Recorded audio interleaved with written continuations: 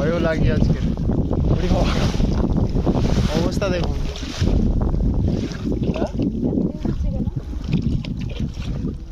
মানে নৌকোটা এতটাই ছোট, ভয় করছে। ছোট নৌকো। ঢেউটা আসছে দেখো, শুধু ঢেউটা লাগছে। নৌকোটা ছোট না, আর ঢেউ আছে। ঢেউ কেন বলো তো, হাওয়াটা ঠিক আছে কতটা। ওই সে মরিচ ঝাপি, আমরা যাচ্ছি আজকে মরিচ ঝাপিতে। ভাটার সময় কি ঢেউটা বেশি হয়? দক্ষিণে হাওয়া। ও ভাটা হচ্ছে না? আচ্ছা, কিন্তু তোমাকে তখন বললাম না যে ওখানে ঢেউ আছে কিন্তু মাঝখানে দিকে।